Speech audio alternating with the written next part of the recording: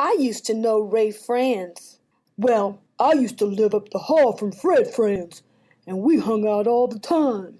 My family knew Charles Taze Russell, the founding father.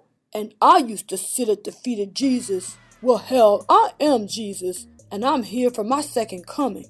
You're listening to The Critical Thought, where we challenge our listeners to use critical thinking when examining the teachings of Jehovah's Witnesses.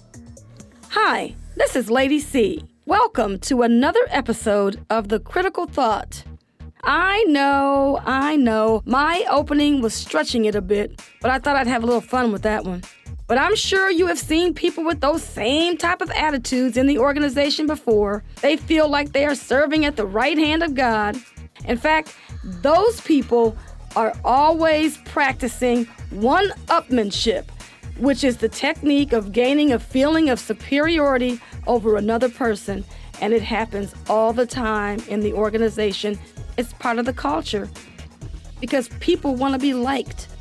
People want to show their allegiance.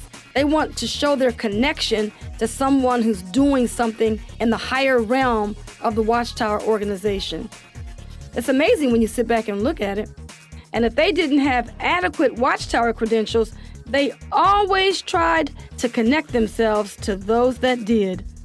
Either they knew somebody that worked at Bethel, or a friend knew a member of the governing body, or even a family member was someone that was considered important in the organization.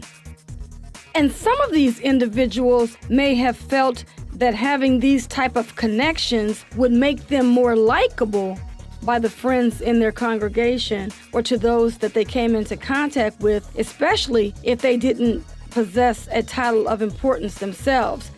You know, I can't think of one person that didn't want to be part of the clique or in the in crowd.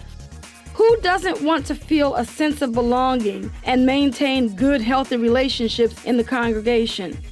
After all, this religion does tout itself as being the only way to God, and they make claims that they are identified by the love that they show.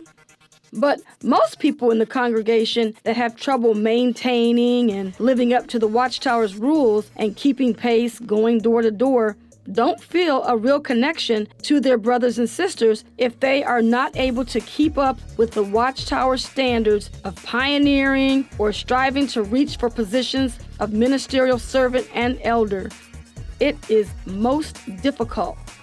And people judge each other all the time in the organization. And I found it to be quite interesting how people would think they knew your circumstances and they would think that you should be doing more.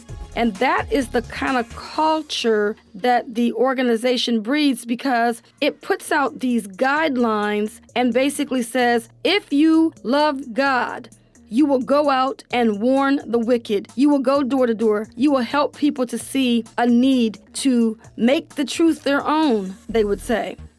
And so for those individuals in the congregation not doing that, they really felt like they couldn't do more. They didn't feel like they fit in to this organization. And they were like on the outside looking in.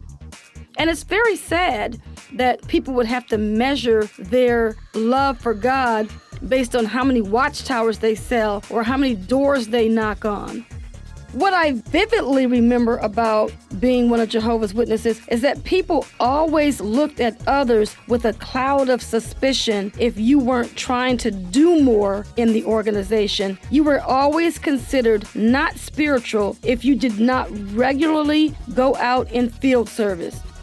We always had to keep our other obligations in life on the back burner and focus solely on the agenda prescribed by the Watchtower.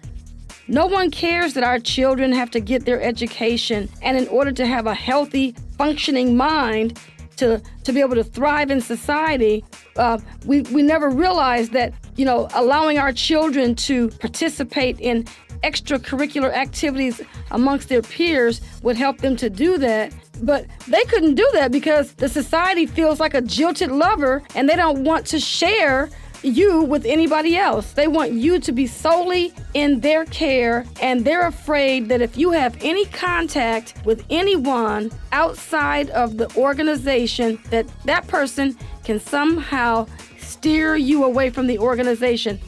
So in my estimation, the society acts like a jilted lover when they see you having anything to do with other people outside of the Jehovah's Witness organization.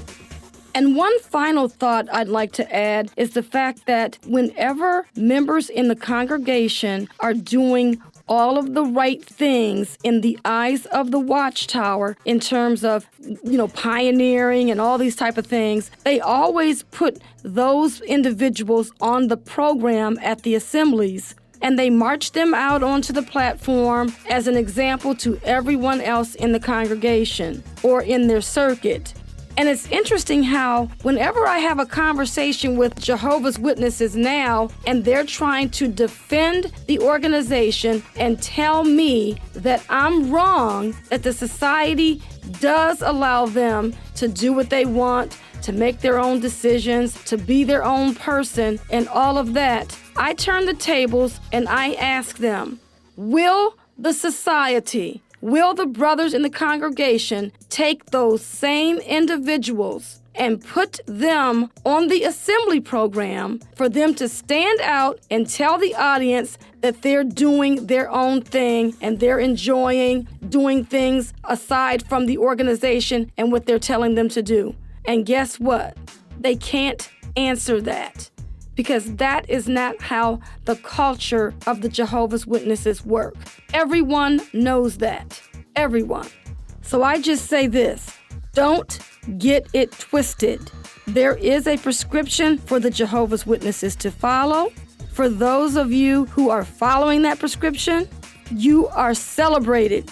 You are looked upon as good examples to individuals in the congregation. And for those of you who don't follow that prescription, you are looked at as being unspiritual.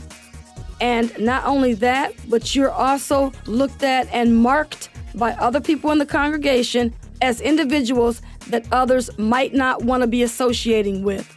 And it's a real tragedy, because here this organization takes you away from all of your family and friends and puts you over here in this group and tells you that you can't hang around these other people. And yet, in the organization, there's a standard that you must meet in order to have friends within your newfound organization. And I think that's sad. I think it's just tragic for people to have to live like that. So basically what I'm saying is the Watchtower creates this culture that people constantly feel this need to show their connection to someone who is important in the organization, whether it be themselves, a family member, a friend, or anything. Because what they're trying to do is they're trying to be more likable, because they want people to accept them in the organization. So the critical thinking question is, why do we have to show so much allegiance to the Watchtower Bible and Tract Society in order for other members in the congregation to draw close to us and want to include us in their inner circle? It's an amazing thing when you think about it. This has been Lady C with a critical thought. This program was sponsored by Critical Thinkers.